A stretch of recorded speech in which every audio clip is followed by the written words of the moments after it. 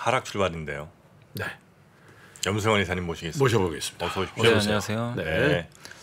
야, 조금 세게 빠지는 것 같은데요. 네, 오늘 일단 이제 코스피 지수는 아직 지수는 안 나왔는데 지금 나왔네요. 20.74포인트 하락을 했습니다. 그래서 2,550까지 지금 떨어져 있고요. 0.8%. 예. 정도. 네. 좀 큰 폭의 좀 하락세를 보였고요. 코스닥은 더 좀 크게 빠지는 것 같습니다. 지금 8포인트 좀 빠져서 0.96% 거의 1% 가까운 하락이고요. 하락 종목이 코스닥이 한 1,100개가 넘을 정도로 좀 많은 상황이고 코스피 역시 비슷합니다. 하락이 한 660개 정도, 상승은 133개라서 오늘 이제 새벽에 끝난 좀 미국 증시 영향을 좀 고스란히 받고 있는 그런 모습입니다. 2차전지 쪽도 안 좋아 보이고요. 네, 오늘 하이닉스가 오르는 게 조금 눈에 띄는군요. 네, 아무래도 이제 엔비디아 효과 좀 있는 것 같아요. 엔비디아는 이틀 동안 올랐거든요. 그래서 그 HBM 관련해서 좀 또 수혜주로 부각되다 보니까 차별화되는 것 같고 반면 삼성전자는 확실히 조금 거기서 지금 좀 수혜를 좀 못 받으면서 훨씬 많던데요. 네? 재고가 안 줄더라고요. 네, 재고 좀 많은 것 같고. 그래서 삼성전자가 마이너스 0.7% 좀 하락한 반면에 하이닉스는 2.5% 정도 상승을 했고 LG에너지솔루션이 오늘 마이너스 2% 정도 빠졌고 이 반도체 쪽하고 뭐 약간 이제 2차전지 쪽에서 약간 좀 혼조세를 보이고 있는 것 같습니다. 코스닥이 더 분위기가 안 좋은 건 시가총액 상위 기업들이 다 지금 출발이 안 좋습니다. 에코프로 BM이 3% 지금 급락했고요. 네. 에코프로가 2.5%, 셀트리온 헬스케어도 지금 이제 실적 발표를 지난주 이제 월요일에 했었는데 일단 오늘 마이너스 4% 정도 지금 급락세로 출발했습니다. 그래서 양시장 모두 다 이제 시가총액 상위 기업들의 좀 출발이 부진하다 보니까 잘 썰렁하군요. 좀 전반적으로. 예, 그래서 오늘 코스피, 코스닥 모두 다 1% 이상의 좀 큰 폭의 하락세로 출발했습니다.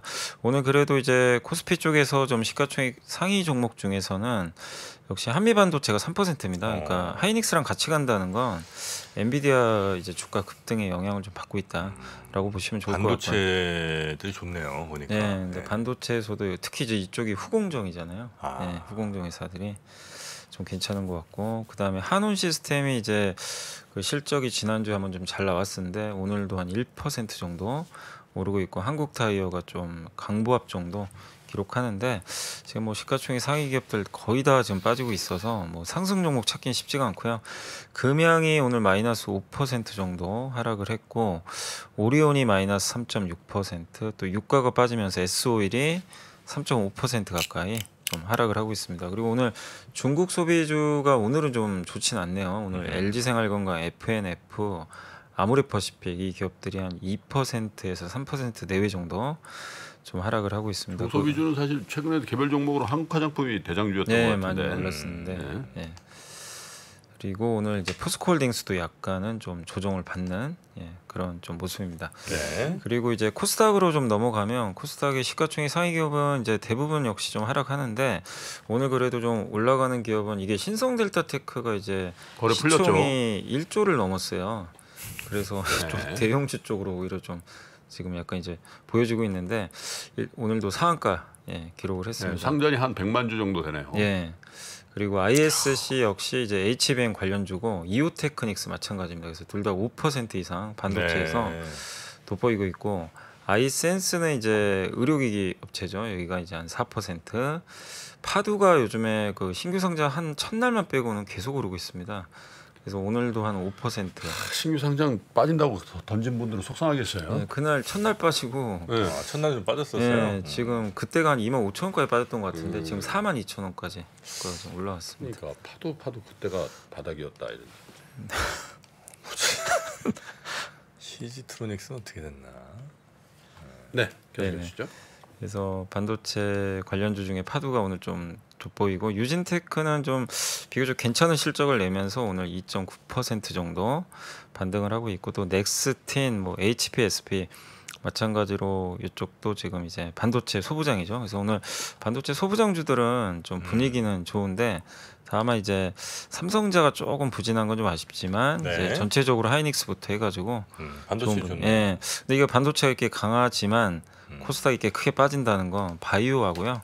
오늘 2차 전지가 좀 안 네. 좋다고 보시면 되겠고 특히 셀트리온 헬스케어가 지금 5% 정도 좀 급락을 하고 있고 2차 전지 중에서 첨보도 오늘 좀 안 좋습니다. 마이너스 4.6%, 또 의료 AI인 루닛이 3.8%, 대주전자재료 오늘 3.4% 정도 빠졌고요. 에코프로비엠이 마이너스 2.8로 아까보단 조금 그래도 낙폭은 조금 축소하고 있습니다. 셀트리온 제약이 마이너스 2.6이고요. 나노신소재가 마이너스 2% 정도, 에코프로는 마이너스 1.9%. 근데 이 기업들이 이제 시총들이 워낙 좀 크다 보니까요. 오늘 그 코스닥 쪽에는 부담으로 일단 작용을 하고 있다라고 보시면 좀 좋을 것 같습니다. 그 외에 이제 기업들 중에서는 오늘 뭐 이렇게 사실 상승 종목을 찾기는 굉장히 좀 어려운 좀 상황이고 지금 하락 종목들은 지금 이제 특히 2차 전지 요쪽 관련주하고 좀 바이오 중심으로 해서 좀 많이 흔들리고 있다라고 보시면 좀 좋을 것 같습니다. 이게 2차 전지나 바이오가 이제 시총 상위 쪽에 코스닥이 포진돼 있으니까 만약에 이 친구들이 이제 하락 추세를 키우면 ETF 매물이 좀 나올 수가 있죠. 나올 수 있죠, 당연히. 거꾸로 된다는 거죠. 거꾸로. 네? 오를 땐 좋은데 네. 반대면 이제 계속 매물이 그때 나거든요. 그 타임폴리오 저 바이오 언제 설정한다 그랬죠? ETF. 이번 주 목요일인가 제가 이번 주죠. 알기로는 내일로 알고 네. 있는데, 그거 이제 설정을 이제 내일 이제 상장을 하니까 네. 그거 앞두고 있는데, 근데 앞두고 좀 현재 코스닥 좀 주가는 좀 좋지는 않은 것 같습니다. 바이오 쪽은. 그리고 오늘 이제 수급 상황은 외국인들이 조금 매도를 한 400억 정도 지금 하고 있는데 개인이 400억 정도 사고 있고요. 기관은 거의 뭐 관망하고 있습니다. 1억 정도 순매도라서. 근데 오늘 외국인들이 주로 파는 거는 일단 화학하고 철강주예요. 그러니까 이쪽이 주로 또 2차 전지가 좀 있다 보니까 2차 전지 위주로 파는 것 같고요. 근데 자동차 운수 장비, 기계, 전기전자는 또 지금 약세장이지만 사고 있습니다. 개인은 좀 반대로 매매를 하고 있고 그 기관 투자들은 오늘 사는 거는 전기전자 조금 사고 있고 자동차는 좀 판다. 이렇게 수급은 좀 보시면 네. 좋을 것 같습니다. 그 섹터 쪽으로는 오늘도 역시 그 가장 강한 섹터는 초전도체 이쪽이 여전히 강하고요. 지난 월요일도 급등을 했었는데 오늘도 역시 뭐 한 10% 이상씩은 대부분 오르면서 급등을 하고 있습니다. 그러니까 정말 네. 굉장한 강세가 좀 아니 이어지는. 저 이런 SNS나 이런 쪽에 좀 유명한 분들이 얘기를 하면 올라가고 그러는 것 같아요 보니까. LK 99 LK9. 그래. 맞아요. 무슨 뭐 진짜다. 한 분이 축하한다. 예. 뭐 이런 얘기 나오니까 또 예. 대거 상한가고. 진짜 많이 가네. 예. 다 상한가네 그냥. 신성델타테크, 덕성우, 네. 서원, 음. 덕성, 모비스, LS 전선 아시아 여기도 약간 좀 그 영향이 좀 있는 거죠. 네, 약간 이제 영향이 있는 것 같습니다. 다른 회사들하고는 약간 격이 좀 다른 것 같죠. 네. 거기는. 예. 역시 LS전선 아시아도 오늘 한 13%니까 네. 영향을 좀 받는다고. 왜냐면 다른 전선주는 좀 가지 않거든요. 지금 주가가. D&T인가 하는 회사가 유상증자를 지금 하는 것 같은데. D&T요? 예. 그리고 오히려 보통 유증하면 가격 떨어진 경우가 많은데 이건 오히려 좀 오르고 있는 것 같습니다. 이제 신규 투자 뭐 이런 걸 위해서 한다고 하면 좀 상승 요인이 될 수 있다. 하필 D&T가 이렇게 보이셨어요? 제가요? 네. 근데 왜 D&T? 맞춰보시겠습니까? 왜 저한테 그게 보였는지? 왜 보셨어요? 저한테 유증 참여할 거냐 아. 이런 얘기가 맞더라고요.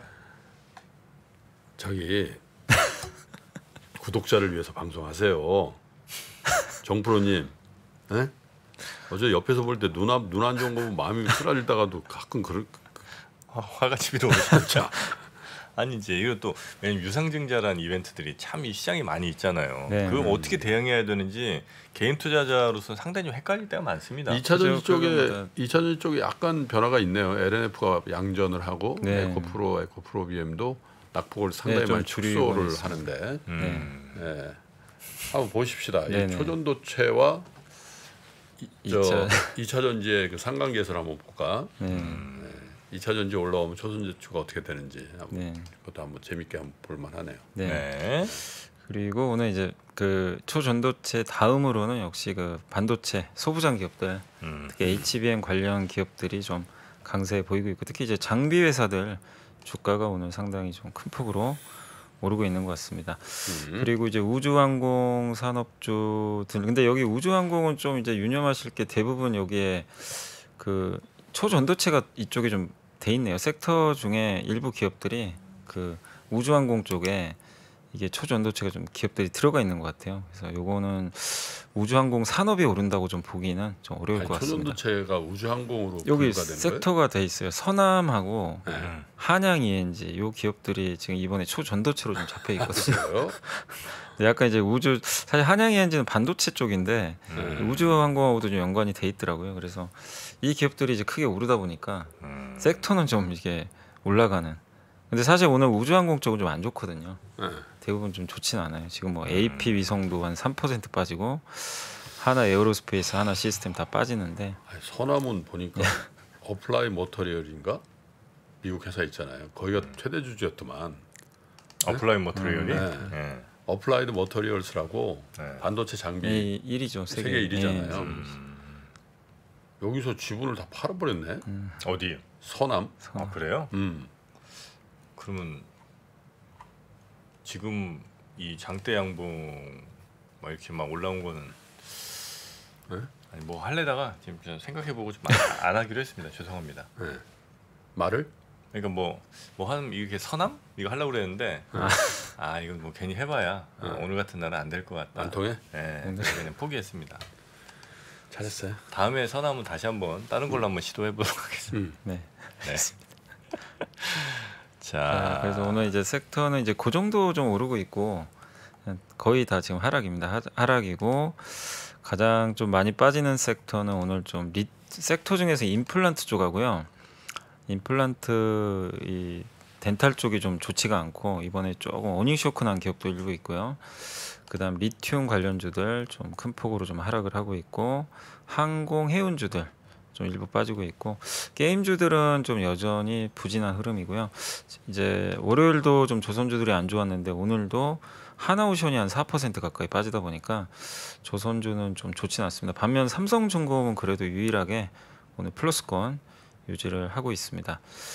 그리고 건설주들도 좀 좋지 않고요. 그다음에 이제 면세점이나 백화점주들도 최근에 워낙 좀 뜨거웠는데 오늘은 좀 큰 폭으로 좀 빠지는 그런 모습이니까 오늘은 이제 중국 소비주마저도 조금 이제 오전에 힘을 잃는 그런 모습인 것 같습니다. 그래서 초전도체하고 HBM 뭐 요 정도만 일단 오르는 그런 좀 장세인 것 같습니다. 오늘. 그나마 네. 2차 전지가 좀 낙폭은 줄이긴 했는데 뭐 아직까지 이게 에코프로 계열사가 플러스권까지는 진입은 못했거든요. 근데 어쨌든 이제 낙폭은 조금 줄인 상태에서 횡보하고 있는 것 같습니다. 지금 주가는. 자, 네. 그래요. 일단 뭐 리포트? 시장, 네, 이 정도 보고요. 네. 리포트 좀 보겠습니다. 네, 오늘은 이제 중국 소비주가 좀 약간 이제 정체돼 있긴 하지만 오늘 이제 보고서는 좀 중국 이제 단체 관광 이슈가 좀 많이 나왔는데요.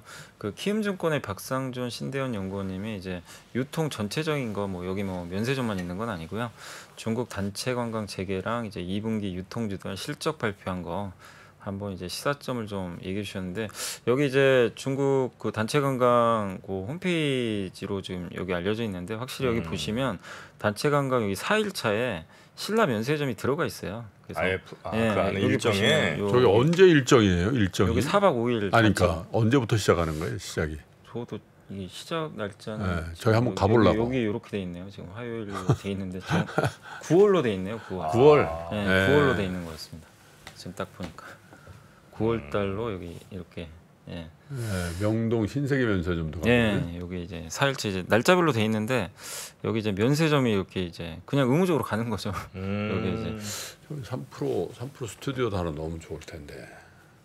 일정에 일정에 용산 저 여의도 현백 왔다가 갔다가 3% 스튜디오에서 기념 촬영 정프로와 함께 하고 아니 여기서 우리 이제 탕후루 좀 팔까요? 뭐 탕후로 네. 되게 좋겠다. 꽃이 빠져 이게 딱 꽂아갖고 하나씩 이렇게 좀 딸기 달달한 거 말이지. 네. 그거 팔면서 우리도 특수 한번 노려봐야죠. 중국 관광객 또 오신다. 그리고 이제 많이 더 오시겠죠. 더 오겠죠. 중국 통할 스타일이거든. 저는 통하죠. 통한다고. 샤오진, this water. 뭐예요? 这本书电影非常好。大家好。 야, 너 뼛속까지 친중이구나. 야, 이게 다 먹었어 그 사이에? 방송 중에? 아이고. 야, 예. 끝나고 하나 먹어볼까 했더니 진짜 나 20년 만에 처음으로 한번. 안돼 안돼. 예. 먹는 건 남기는 거 아닙니다. 자, 그러면 네, 계속 얘기하겠습니다. 네. 그래서 현재 추세면 8월 중국인 입국자가 30만 명 돌파할 것 같은데 7월에 23.9만 명이라 아마 돌파 가능성 높아 보이고요. 주로 서울 강북하고 제주 상권이 좀 수혜가 예상이 된다고 하고요.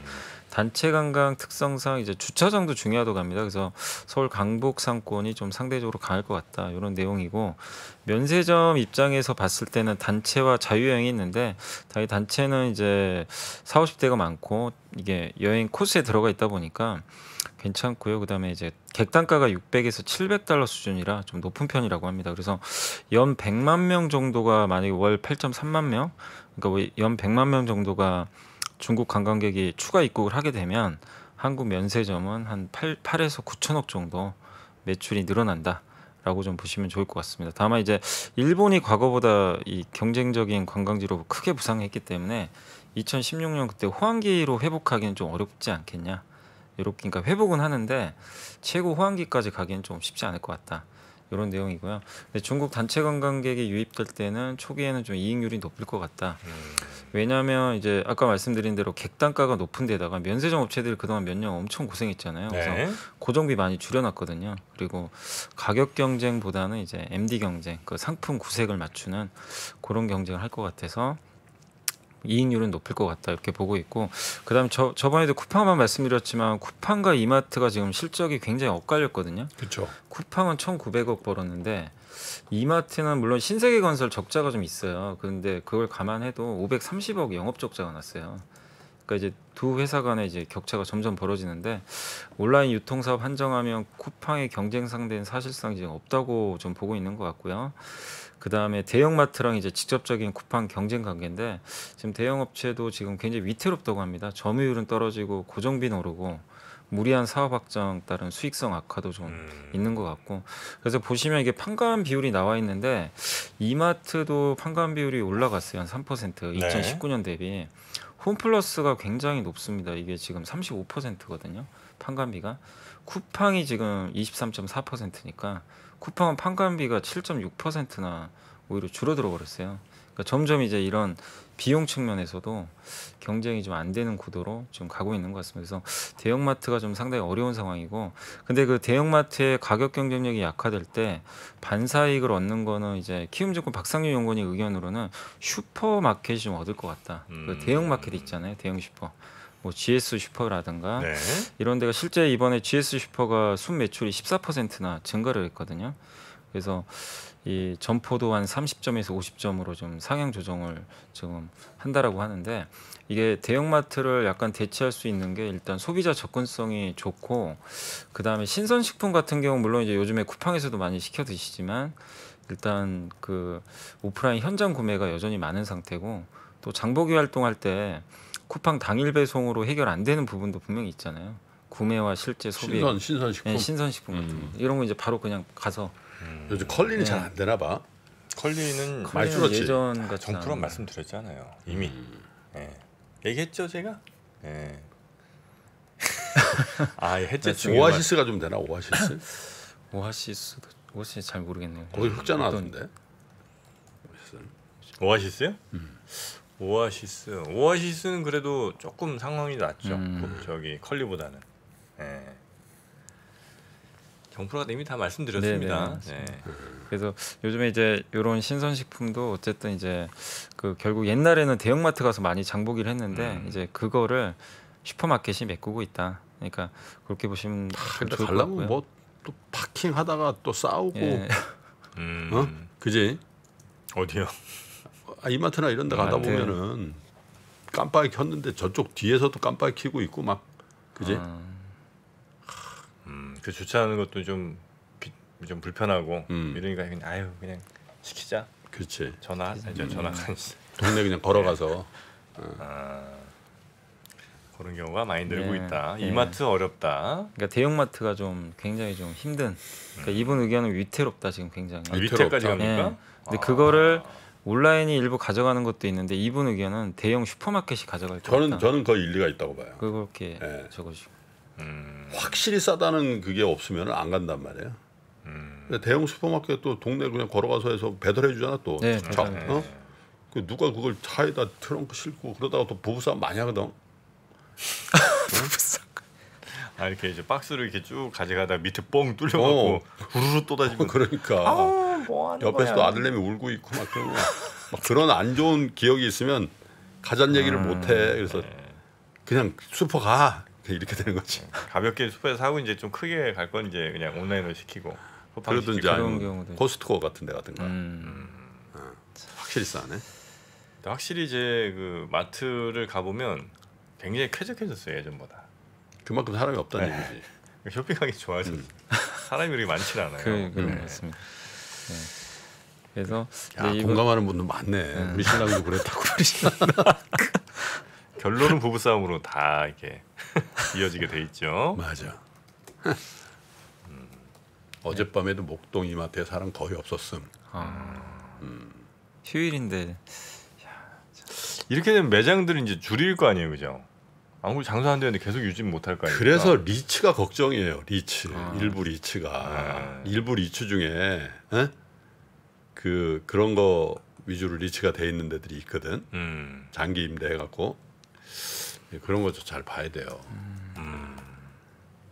저는 근데 뭐랄까 일종의 마트들에서 좀 이렇게 장사가 덜 되고 그냥 필요한 거 그때그때 편의점 혹은 그때그때 배달 시켜 먹는 게 어찌 보면 아주 좋은 걸 수 있다는 생각을 합니다. 이게 환경적으로나 왜냐면 예전에 잘 생각해 보면 마트 가면 이왕 간 김에 굳이 필요도 없는 거 이렇게 많이 좀 맞아. 사오잖아요. 맞아. 견물생심을 짓게 되더라고. 네, 근데 그 결국 집에 오면 안 쓰고 그냥 쓰레기통 직행하는 거 많거든요. 이게 거기서 자꾸 이렇게 과소비랄까 하여튼 많이 소비하는 걸 많이 좀 조장을 하니까 2+1, 1+1 이런 걸로. 그러니까 그냥 온라인에서 살 때 그냥 내가 정말 필요한 것만 혹은 뭐 편의점에서 내 진짜 당장 필요한 것만 이렇게 사니까 그러니까. 오히려 그게 이런 좀 대량 소비에 아니, 그리고 이제 네. 또 우리 같은 나이 있잖아. 이렇게 카트 밀고 가잖아. 거기 보면 남들은 꽈득 찼는데 나는 한 서너 개밖에 없다. 아, 그건 또 자존심 문제인가요? 묘한 경쟁 심리가 있어가지고 그리고 나 미안해 담어. 거기 할 때. 담어 너 이게 들어갈 때 그 캐시어 하시는 분들한테 약간 미안한 느낌. 너무 조금 갖고 있으면 이 큰 바구니에다가 한 서너 개 들고 사람 실없어 보이고 그래갖고 의무감에서 좀 담게 되더라고. 특히 그 담을 때 뭘 많이 담냐면 기호식품을 많이 담아요. 뭐죠 기호식품이? 와인이나 뭐 이런 거 있잖아. 그 와인 2+1 뭐 이런 거 많이 하고 또 야 이 와인이 이렇게 싼가? 그리고 그 밑에 너무 비어 보이면 키친타올이랑 저 과자 봉지 묶음 그걸 이렇게 깔면 부피가 꽤 나가기 때문에 뭐 그 정도는 괜찮습니다. 맞아. 근데 여튼 그런 과소비 이게 이제 냉장고 들으면서 특히 더하거든요. 우리가 옛날 냉장고 없을 때는 그냥 시장 가서 그날 거 이렇게 사 먹었잖아요. 재료 사다가 그날 먹고 땡. 아우 냉장고 없을 때는 저 전통시장이 최고였지. 그러니까요. 그래 그 또 자반 있잖아 자반. 고등어 자반. 네. 소금 왕소금 확 뿌린 거 그거. 그 한 달에도 썩지도 않는 거. 그렇죠. 그러니까 이제 그랬는데 요즘 뭐 냉장고 생기면서 냉장고 또 500리터씩 막 800리터 이렇게 되니까 거기다 막 다 때려박고 막 그 다 버리고 이거 안 된다는 겁니다. 예. 지구를 위해서도 오히려 이게 더 낫다. 물론 이제 포장에 들어가는 그 일회용 요것들은 좀 이렇게 잘 좀 재활용 쪽으로 가야 될 필요는 있지만 자 그리고요. 네. 그래서 이제 그 근데 이제 GS 리테일 같은 경우는 그 프레시몰이라고 있거든요. 이제 온라인 몰 같은 거 좀 결단이 필요한 거 아니냐. 그래서 이분 의견은 경영 조언까지 하신 것 같아요. 슈퍼에 좀 집중해야 된다. 네, GS 리테일 같은 경우 그렇게 슈퍼하고 편의점에 집중해야 집중해야 된다. 그러니까 좀 프레시몰은 결단이 좀 필요하다. 이런 내용인 것 같습니다. 온라인몰이에요 그게? 네, 그 프레시몰도 온라인으로. 근데 온라인 사업 원래 GS 레디 많이 했거든요. 근데 좀 성과가 안 좋은 걸로 알고 있어요. 거의 잘 팔리는 것도 있어요 GS몰에. GS몰 네. 뭐죠? 닭가슴살 이런 거 잘 팔려. 닭가슴살을 왜 GS몰에서 드시죠? 순살이잖아. 아니 잠깐만요. 마니코에서 운영하는 페이소스. 네? 페이소스. 페이소스 아니 소스도 다 거기 아니 있어요. 아니 페이소스 아니라 내 말에 페이소스가 있는 거잖아. 와 나는 순살. GS. 왜? 이거는 야 꼭 여기서 근데 닭 말고는 하긴 순살 뭐 얘기가 그럼. 좀 애매하긴 하네요. 돼지 순살해 그러면? 진짜. 이게 순살 치킨, 순살 아파트에 이제 GS 요걸 이제 좀 엮고 싶으셨는데 조금 이제 걸렸을 법한 게 안 받쳐준 거지 당신이. 당신 하기 나름이야. 아니 근데 내가 뜨냐 안 뜨냐. 닥터의 자연 이 마니코 이거를 놓기는 조금 애매했습니다. 저도. 넘어가세요. 네. 네. 네. 자 다음은 이제 유한타증권의 이승훈 연구원님이 요건 이제 요 자료에 나온 거 제가 이제 표만 좀 가져와봤는데 요 구조만 좀 알아두시면 좋을 것 같아요. 이제 이제 제목은 사실 명품은 백화점에서 사고 화장품 면세점에서 산다 요런 내용인데 외국인들 입국하는 이제 목적은 한 3가지 정도라고 보시면 좋겠습니다. 자유여행, 단체 관광, 다이공 여기 따이공이라고 보시면 좋을 것 같아요. 이제 보따리상이라 그러죠. 네. 기업형이 있고 이제 개인형이 있는데 이렇게 오는데 이게 단체 관광 구조라고 합니다. 그래서 이게 중국 여행사 통해서 이제 항공사 이제 항공료기 지불하고 국내 여행사 통해서 이제 오는 것 같아요. 그래서 국내 여행사에 이제 관광객을 보내주고 그렇죠. 중국 여행사 네. 사람 모아서 네. 우리나라 여행사로 보내주고 그다음에 여기서 이제 가이드 인당 붙여서. 얼마씩 받고 네. 그다음에 이제 여기 여행 경비를 이제 여행사에서 지불하겠죠. 이런데 뭐 전세 버스나 그리고 이제 수수료로는 면세점 외국인 쇼핑센터 이런 데서 이제 수수료를 받는 것 같아요. 국내 여행사가 받겠죠. 받아서 네. 이제 그중에 일부는 또 뭐 중국에 뭐 중국에 보내주기도 줄 수도 하겠죠. 있고. 네. 그리고 이제 가이드분들 가이드도 여기 쇼핑 수수료 만약에 뭐 면세점에 이렇게 또 안내를 해주면 뭐 수당 같은 게 또 있겠죠. 네네네. 그래서 이런 구조로 중국인들이 이제 들어와서 단체 관광을 한다라고 좀 단체 관광 구조는 한번 보시면 좀 좋을 것 같고요. 그래서 이 중국 단체 관광 시장 이제 보시면 우리나라가 요 정도 수준이거나 한 4위 정도 되니까 꽤 크다고 보시면 좋겠고 아직 중국은 그 여권 보유율이 8%밖에 안 된다고 합니다. 그래서 아직은 조금 이제 중국인들이 여행 갈 수 있는 8%면 수요는 얼마야? 8%라도 한 1억 넘지. 12억이니까 14억. 14억인가? 14억에 8%? 네. 그러면 1억 넘죠. 1억 정도 되는 거죠. 1억 네. 명 정도 되죠. 왜요? 아니니까. 그래도 많다고. 그래도. 아직도 여권 보유. 여권 또 더 많이 받겠죠, 뭐죠? 그러니까. 그리고 일본이 얼마 안 되더라고요. 일본이 24%. 일본 여권 보유가 네, 우리 한국이 63%거든요. 일본이 20몇 %밖에 안 돼요? 24%. 신기하네. 일본 사람들도 일본 저기 뭐 홋카이도나 저기 네. 이런데 시골 있잖아. 네. 이런데 가면 평생 그 동네 안 떠난 분들도 많아. 그래요? 동경도 한 번 안 가본 사람 많다잉. 죽을 때까지. 응.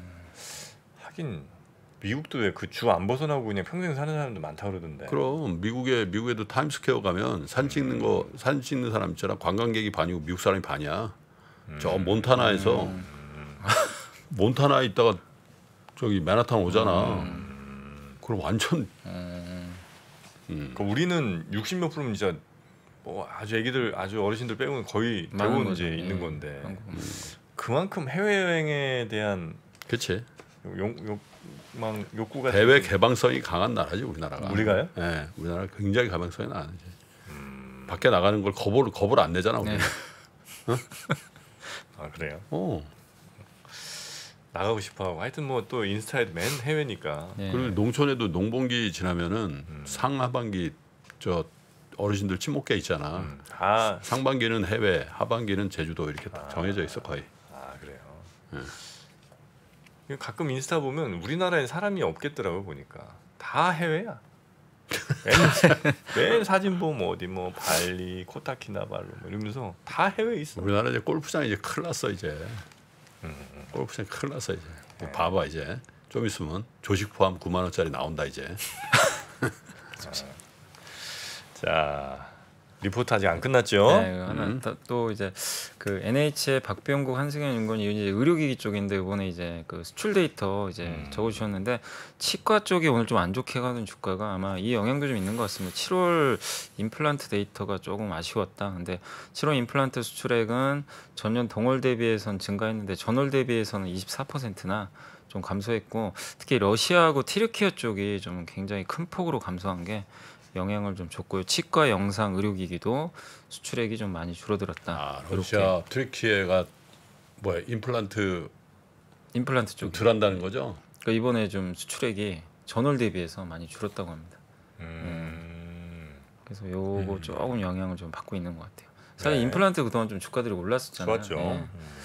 그리고 이제 톡신 쪽 있죠. 이쪽 이제 보톡스 같은 거 이제 역성장에도 빛나는 브라질 성장인데 톡신 수출액은 일단 역시 여기도 좀 역성장을 했는데 춘천시에서 휴젤이 이제 수출하는 걸로 나와 있는데 브라질 매출이 231%나 급증을 했고요.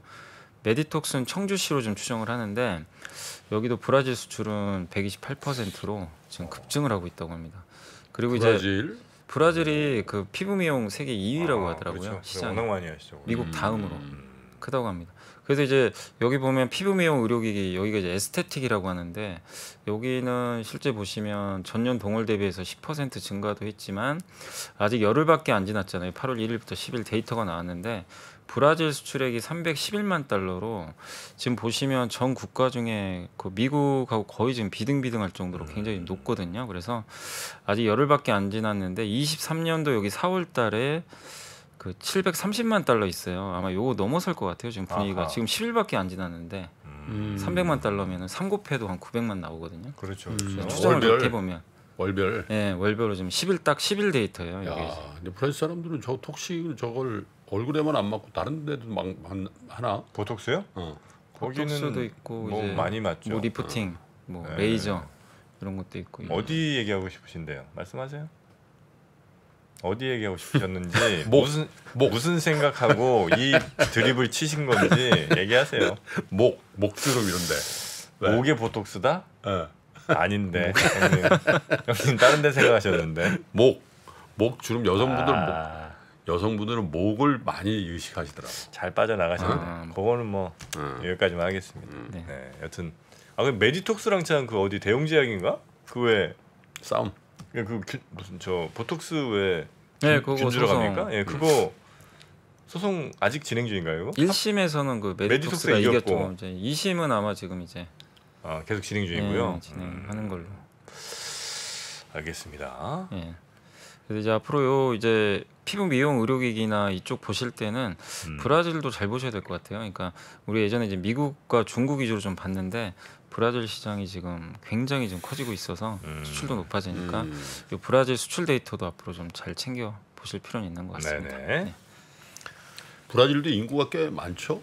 브라질 3억 좀 넘죠. 아마. 3억 넘어요? 네. 오, 브라질 큰 시장이네. 전 세계 인구로도 한 4, 5위 정도 아마 할 겁니다. 네. 글로벌 이슈는 저한테 꼭 네. 체크해 주시기 바라겠습니다. 가봤어요? 브라질이요? 네. 브라질은 가는 나라는 아니죠. 왜? 위험하잖아요. 브라질 위험하지 않아요? 아니 별로 안 위험하던데. 형님 가셨을 때는 좋았을 때. 아니야. 사실은 매우 위험하더라고. 특히 상파울로. 아니 솔직히 2009년도인가 갔는데 네. 손님들 데리고. 그래가지고 호텔에 내가 인솔자니까 내가 이제 손님들 모시고 갔으니까 저녁에 뭐 좀 맥주라도 한잔 해야 되잖아. 그래가지고 그 가이드 아저씨한테 얘기를 해가지고 어디 가서 뭐 쇼도 하고 뭐 이런 데 갔었어. 그 다음날 이제 금융회사 사람들을 만났거든. 거기 갔다 그랬더니 이러더라고. 어쩌려고 거기 가셨냐. 큰일 난다. 큰일 났다. 그동안 그런 동네 가면 안 됐다고. 상대적으로 리오데자네이로는 조금 덜. 기억나네. 이거 코파카바나. 코파카바나가 리오데자네이로의 그 해변을 코파카바나라 그러나? 카바나. 코파가 이제 해변이란 뜻이죠. 코파카바나라고 옛날 그 나이트클럽 있었죠. 코파카바나. 디스코에. 서울에 있죠. 네, 코파. 다 브라질 분들이 이렇게 거기 일하시고 네. 아니고. 하여튼 자, 코파카바나. 브라질 인구가 많죠. 많은데 그래도 3억까지 되는 3억은 건 아닐걸? 2억 1,000쯤 됩니다. 그러니까 3억은 아닌데 네. 금방 이제 3억 되긴 하겠죠. 워낙 또 정렬해 나가니까. 코파카바나하고 이제 쌍벽을 이루던데 월팝이라고 있었어요. 월탑? 월팝? 월팝? 아유 8월에는 브라질 한번 좀 가보고 싶긴 하네요. 브라질? 네. 브라질은 이제 우리 여름에 거긴 좀 약간 겨울일 거 아니에요. 시원하게. 제가 추석 때 갔어요. 추석 연휴 때. 네. 추석 연휴 때 갔었는데 막 더워지겠네 그러면. 좀 조금 덥더라고. 네. 그러니까. 리오데자네이루 아침 저녁으로 뭐 약간 좀 쌀쌀은 아니고. 시원 선선. 네. 근데 해운대 해변에 비하면 아무것도 아니야. 뭐가요? 그 리오데자네이루도. 해운대 훨씬 좋아요? 그럼. 그 횟집 때문에 그런 거 아니에요, 형님? 아니야, 해운대가 최고야. 해변으로는? 해변으로. 전 세계에서 가장 경쟁력이 있는 해양 도시 부산. 2030 뭐? 엑스포? 엑스포.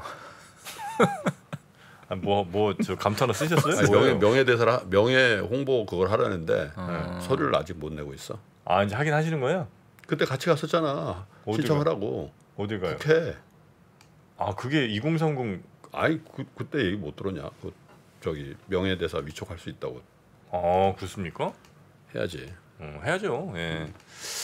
언제죠? 11월 결정 나나요? 11월.